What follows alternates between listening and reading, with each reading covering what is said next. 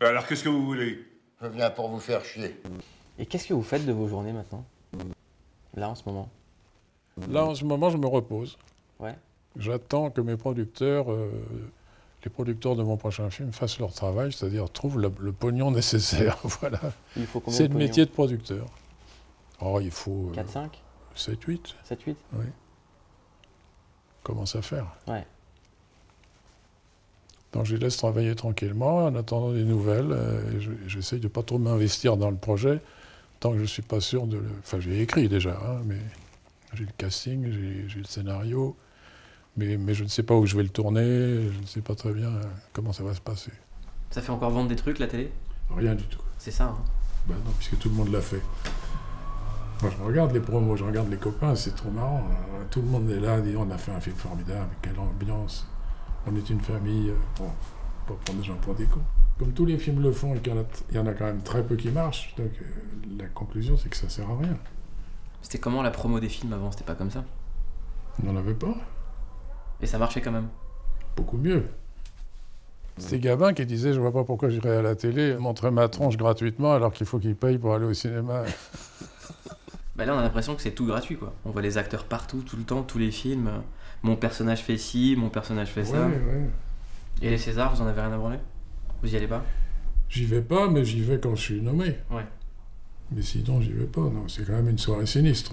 On m'a demandé, là, on me demande tous les ans de venir remettre quelque chose, et je dis non. Pourquoi? C'est angoissant, c'est pas...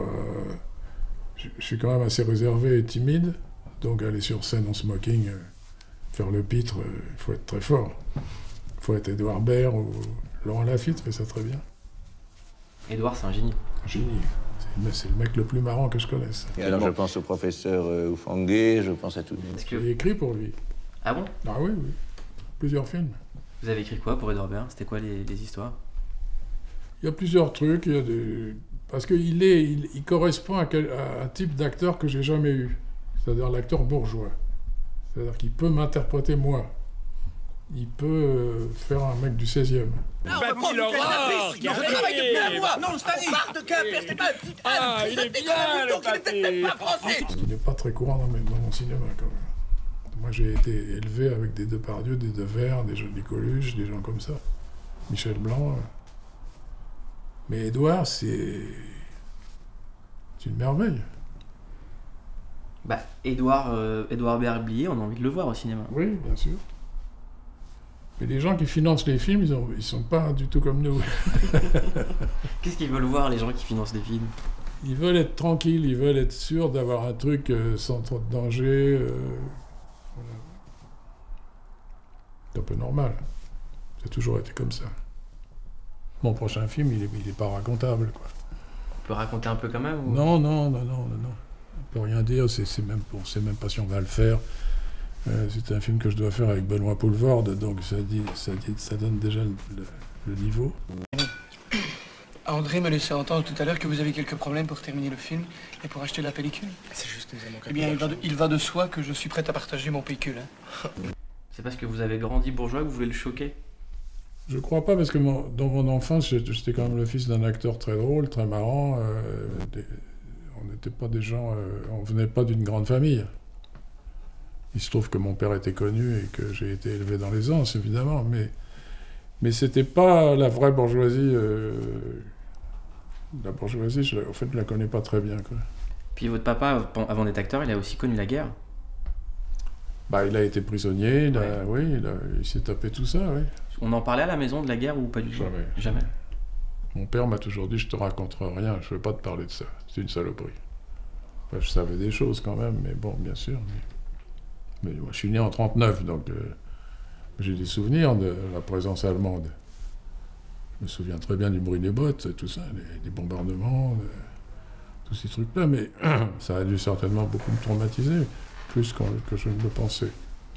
Mais parce que c'était pas rien quand même.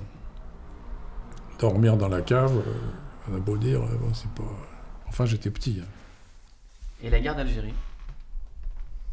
À la guerre d'Algérie, j'ai tout fait pour pas y aller. Puis je suis pas allé. Comment vous avez fait? Ben, l'armée m'a rejeté assez rapidement. Enfin, je me suis bien positionné pour que l'armée m'éjecte. Vous êtes arrivé en... Un peu, oui. Ouais. Oui. Je suis désaxé. Ça va pas. Bah, la guerre d'Algérie, l'objectif de tout le monde, c'était de se faire réformer quand même. Mais même quand on était planqué, parce que c'était quand même 27 mois. Même planqué, 27 mois, c'est... C'est intense, ouais. Ah oui, c'est pas possible. Mai 68. Il y avait un joli bordel quand même. Ouais. Ah oui, c'était formidable. Moi, j'habitais un peu en dehors de Paris, donc j'avais des difficultés pour y aller. Mais c'était de traverser des banlieues désertes, quoi, avec des gens qui marchent au milieu de la rue, qui faisaient du stop, il y avait une ambiance. On n'a jamais vu ça depuis. Parce que la banlieue que vous racontez dans Les Valseuses, c'est l'histoire de deux mecs qui veulent fuir l'ennui et la société. D'abord, j'en ai marre de ce bled. Bled de merde. Est-ce qu'on pourrait la raconter aujourd'hui? Est-ce que ça pourrait arriver dans la banlieue d'aujourd'hui? Je crois pas. L'ennui est toujours là. On peut raconter, on peut en parler, mais c'est plus la même banlieue, évidemment. Les Valseuses, c'est pas un film sur la banlieue, c'est un film sur la route. Évidemment, sur l'évasion. Sur la route, on ne sait pas d'où ils viennent, ces mecs. Ouais. Il y a beaucoup de béton, c'est vrai. Quand on est toujours dans des coins... Moi, j'ai jamais aimé trop faire des plans dans des belles villes et tout ça. J'aime bien être dans des endroits pourris. Ce qui est drôle, c'est que votre roman devenu le film Les Valseuses, il y avait quand même un esprit libertaire qui a connu un succès populaire. Et aujourd'hui, après les événements de Charlie, la France s'est levée pour défendre Charlie Hebdo, mais l'esprit libertaire n'y était pas du tout. C'est des valeurs qui ne sont pas du tout réapparues. Non, c'est exact. Enfin, on était quand même content d'être dans la rue. Ça veut dire quoi pour vous, l'esprit libertaire? Qu'est-ce que ça signifie? Depuis quelques semaines à la télévision, on nous dit oui, il faut se battre pour l'esprit libertaire, mais je vois rien de... Je vois plutôt un esprit liberticide en ce moment. C'est à cause de Charlie. Ouais. À cause des dessins. Tous ces mecs merveilleux qui dessinaient des conneries. Mais c'est très important. On a tous été... Moi, j'étais bouleversé quand même. On a tous été matraqués, quoi. Puis c'est pas fini. Bon, donc... faut vivre avec, on regarde les chaînes d'information continue en se disant il faut faire gaffe, quoi. Vous pensez quoi de ces chaînes d'infos? Elles rendent pas fou? Faut pas trop les regarder. Mais quand il se passe un truc comme il vient de se passer, évidemment, on est devant. On peut pas, on zappe, il y a les 3 chaînes, on zappe, on regarde, on voit les mêmes trucs. Et puis on voit de temps en temps des plans fantastiques. Qu'est-ce qui vous a marqué dans ces plans-là? Ce qui m'a marqué, c'est le caméraman qui était largué au-dessus du périph' pendant l'histoire de l'hypercachère, là, quand les flics ont commencé à s'approcher. Il y avait un caméraman, je ne sais quelle chaîne, qui suivait les flics, et on voyait les flics se casser la gueule dans la boue, dans le petit truc qui surmonte le périph', là. Et les flics essayaient de chasser le caméraman, parce qu'évidemment, ils ne voulaient pas être emmerdés. Et le gars suivait, il est tout seul. Ça m'a marqué, ça. J'ai trouvé ça assez extraordinaire. Là, c'était du direct. Hein. Ouais. Alors, j'ai remarqué 2-3 trucs dans le bureau. Ouais. Qui m'ont bien éclaté. Ça. Une loupe. Ouais. Ouais. Il y a encore des gens qui utilisent des loupes? Bah, parfois, c'est écrit tout petit, hein. Comment on voit avec la loupe? Et ça c'est la grande classe. Cendrier, avec des pipes dedans. Ouais. Ouais. Ouais, mais c'est la fameuse pipe de Blier, quoi. Oh, j'en ai plein d'autres. Et il y a ça. Est-ce que je peux le prendre dans les mains? Ouais.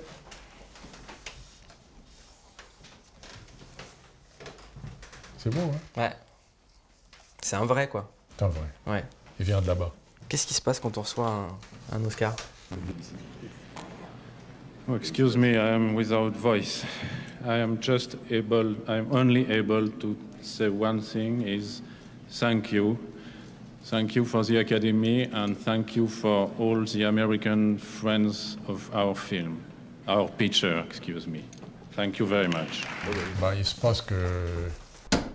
On est tellement impressionnés qu'on ne sait pas où on est, quoi. Ouais. On court, on va chercher le truc, on dit 2-3 mots, on se barre. C'était pourquoi? Préparez vos mouchoirs.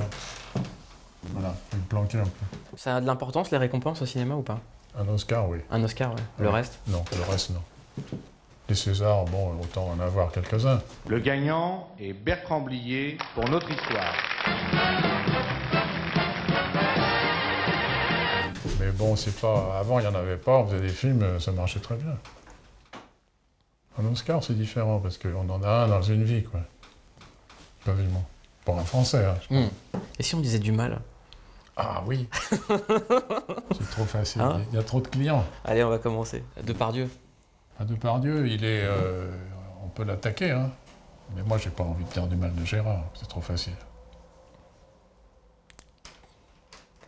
Quand il va planquer son pognon chez Poutine, moi, ça me fait rigoler, quoi. C'est un des endroits les plus dangereux du monde où planquer son pognon. Il va là-bas, c'est idiot. Jean-Marie Le Pen. Il n'y a rien à dire. Il n'y a rien à dire. Il est toujours là. Mais je pense qu'il n'en a pas pour très très longtemps. Marine. Vous auriez pu imaginer qu'ils en soient là? Ben, il y a un côté, on vit dans un pays de cons aussi, quand même, un peu. Sinon, il n'y aurait pas Marine. La France, c'est un pays raciste? J'irais pas jusqu'à dire ça, non. Mais Réac, oui. Ouais. Réac, beaucoup, oui, certainement beaucoup. Puis un effondrement de tout ce que disent les grands analystes, effondrement des valeurs politiques, et puis la pauvreté. Et qu'est-ce que l'après-Charlie, ça raconte sur le pays? Les gens ont oublié déjà. Vous êtes allé marcher? Ah oui, bien sûr, oui. C'était très beau parce que c'était une manif sans manif. C'est-à-dire qu'il n'y avait pas de slogan, il n'y avait rien, quoi. Il y avait des gens. Ouais, c'était impressionnant. Ça m'a remis le moral, quand même. Parce que je me suis dit, je pense souvent à ça, je me dis, si jamais le Front National vient au pouvoir, ce qui n'est pas prévu pour l'instant, par les sondages, mais ça sera comme ça sera comme le 11 janvier, là. Sauf qu'il n'y aura pas 4 millions de gens, il y en aura 25. Ouais. Il reste quelque chose du 11 janvier aujourd'hui? Ben, ces souvenirs-là, sans doute des gens qui y ont été, que ce soit à Paris ou ailleurs, le peuple qui descend dans la rue, c'est quand même un vieux truc, mais qu'on n'avait pas vu depuis longtemps. Ça, c'est réconfortant. Moi, j'ai l'impression qu'on n'a toujours pas réalisé ce qui s'est passé. C'est pas réel. C'est pas réel, non, mais la réaction était réelle. Le peuple dans la rue, ça c'est réel. Sinon, l'attentat n'est pas... On met ça dans un film, les gens n'y croient pas. C'est hallucinant. Tuer ces mecs-là qui sont... Bon. Ce qui est extraordinaire, c'est cette réaction de gens qui ne lisaient jamais Charlie, parce qu'ils tiraient très peu, ils en vendaient pas beaucoup, mais qui vont parce tout le monde a compris que c'était important. Et tout le monde a compris que les gens aimaient Cabu, Wolinski, Charb et tout le monde. Ils les aimaient, sans les connaître. Ils les connaissaient un peu, mais non. C'est peut-être un signe d'espoir. Alors je ne sais pas s'il y aurait la même réaction devant une prise de pouvoir par le Front National, mais ce ne serait peut-être pas tout de suite. Mais au bout de 2-3 mois... Ouais. Ah oui. Et Zemmour, qu'est-ce qui vous fait quand vous le voyez à la télé? Est-ce que vous trouvez ça réel? Moi, j'ai du mal à me dire qu'on en soit arrivé à avoir un mec comme ça à la télé. C'est un type brillant, très réac, extrême droite, voilà, bon, comme il y en a toujours eu. Il y en a eu pendant la guerre, pendant l'occupation allemande, avant la guerre. C'est pas le premier que vous voyez passer, quoi. Ah non. Enfin, il est bien profilé, hein. Ça faisait longtemps qu'on n'en avait pas eu un aussi beau, quand même. Est-ce qu'il est bien réussi, celui-là? Ah, il est réussi. Et il vend des livres, il est bien, quoi. Fantastique. Les gens le supportent. Il est fantastique. Moi, j'ai pas acheté son livre parce que je veux pas lui donner du pognon, mais je suis allé chez mon libraire lire ce qu'il écrit sur les valseuses, parce que je suis considéré comme un des responsables de la décadence française. Gentiment, il le dit gentiment, il dit pas que c'est de la merde, mais il dit voilà, il y a eu ça, il y a eu des chansons aussi. Puis, ouais. Là, et qu'est-ce qu'il dit sur les valseuses? Que c'est un des premiers symptômes inquiétants de la destruction de la société. Ça vous a fait plaisir de lire ça ou ça vous a fait marrer? Non, rien du tout, parce que ça m'amusait quand le film est sorti et que je me faisais traiter de nazi dans le Figaro, par exemple, ou dans l'Aurore à l'époque, Et je trouvais ça bien, je trouvais ça normal, parce que j'étais encensé ailleurs. Donc il y avait deux camps. Aujourd'hui, c'est du passé. Et pourquoi est-ce qu'à votre avis, aujourd'hui, à la télé, on veut faire flipper les gens sur l'islam?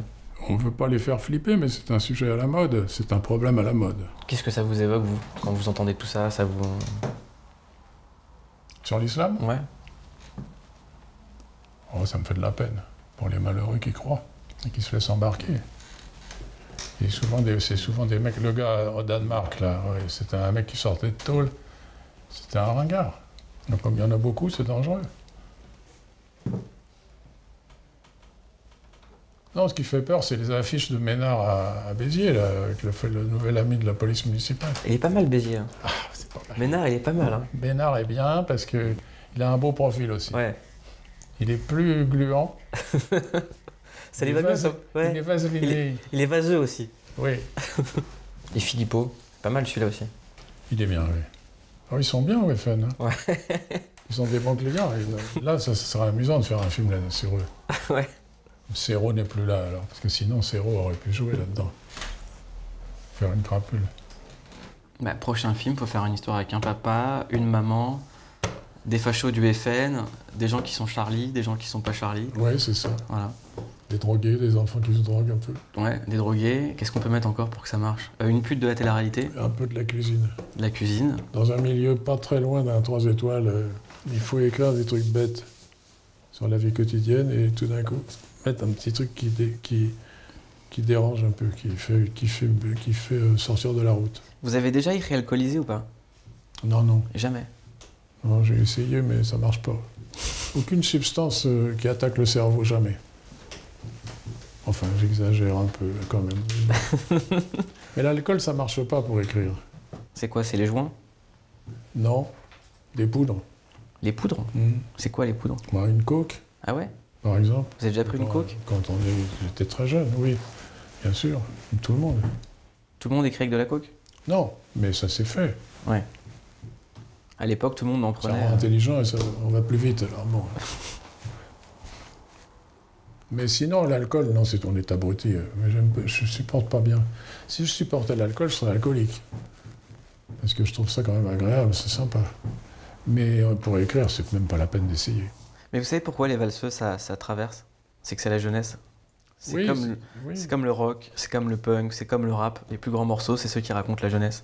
Oui, bien sûr. Mais j'étais jeune. Hein. Mais, bordel de nom de Dieu, y a bien un cul qui nous attend quelque part. Ah bah ça, à tous les coups. Y a pas un cul qui nous attend quelque part, c'est un truc qu'on a tous dit quand on sortait. Eh oui. Et qu'on rentrait seul d'ailleurs. Eh oui, bien sûr. Il n'y a pas du tout de meuf. Il n'y en a pas avec du sable. J'ai une question un peu, vous me dites si vous voulez répondre ou pas, mais ça me fascine moi quand je vois des réalisateurs comme vous ou comme Costa Gavras. Vous avez traversé les époques et des gens avec qui vous avez connu les plus grands succès ne les ont pas traversés et ont disparu. Je pense à Serrault, je pense à Devers. Comment est-ce qu'on réagit maintenant face à la disparition de quelqu'un? Comment est-ce qu'on gère ça? On zappe. Ouais. On ne peut pas regarder. C'est très dur donc, pour moi de regarder un film avec Patrick. Je parle même pas de mon père, parce que mon père, c'est bon. Il est toutes les semaines à la télévision, enfin, il a un film par semaine. Donc ça, j'aime pas trop. Mais sauf quand il était jeune, j'aime bien voir Quai des Orfèvres, par exemple.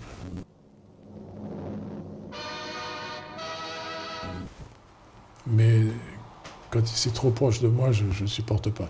Mais Patrick, par exemple, ça me fait le même effet, c'est-à-dire que c'est bouleversant. J'ai revu Série Noire. Laissez-moi sortir! Laissez-moi sortir! Un jour où j'avais pas le moral, j'étais tout seul, je me suis dit, tiens, histoire de bien me déglinguer, je vais me faire Série Noire. Et je l'ai revu. Pour faire un bon fond. Pour aggraver la situation.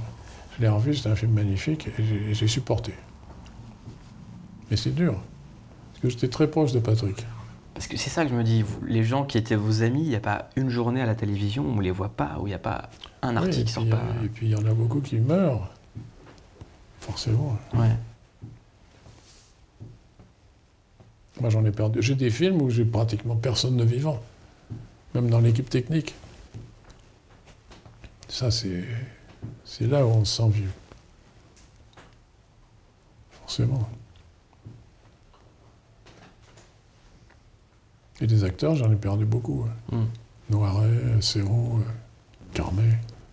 Carmet me manque beaucoup. Et ce qui est très émouvant avec la relation qu'ont les acteurs avec le public, c'est qu'on ne sait pas quand ils sont vivants exactement quelle est leur situation. Est-ce qu'ils sont aimés, est-ce qu'ils ne sont pas aimés, etc. Est-ce qu'ils sont des vedettes ou pas. Et quand ils meurent, on s'aperçoit 3-4 ans après que c'était des grandes vedettes. Que c'est le cas de Carmet, qui n'a jamais eu des rôles gigantesques, mais qui était très aimé. Mon père aussi, qui était malheureux de ne pas être Jean Gabin, mais finalement, à l'arrivée, c'est un des acteurs les plus populaires de l'histoire du cinéma français. À quel point on peut être déformé par les inventions des exploitants, qui sont d'ailleurs des gens qui font leur métier, mais disons simplement qu'ils achètent de l'acteur et qu'ils vendent de la pellicule. Pourquoi? Parce que sa bonne tête, il est toujours en train de déconner, d'en faire des caisses. Et les gens l'adorent. Et Carmet, c'est pareil. Beaucoup plus que Serrault. Ouais. Vous avez conscience de représenter ça pour ma génération? Un mec qu'on adore tous, qui représente le cinéma qu'on a tous envie de voir, de faire. C'est curieux parce que depuis un certain temps, je ne sais pas ce qui se passe, mais on me dit beaucoup ça. De plus en plus, des gens m'arrêtent dans la rue ou si je vais dans un festival, bon, j'ai des salles avec des jeunes qui n'ont pas vu mes films, mais qui sont comme ça. Qui vous disent on n'est pas bien. Alors je me dis, est-ce que c'est l'odeur de sapin qui commence à être entêtante? Je ne sais pas. Mais enfin, bon, il y a un côté, oui. Ben, il y a forcément un moment où il y a une œuvre, il y a des gens qui respectent ça. Et puis il n'y a pas de comparaison. J'ai pas eu de disciples. Il n'y a pas eu grand monde. Non. Un peu Kassovitz, à un moment j'ai pensé, puis c'est calmé. En même temps, il encule le cinéma français. Oui, mais il le dit. Maintenant, il faut qu'il le fasse. Oui, il faut le faire.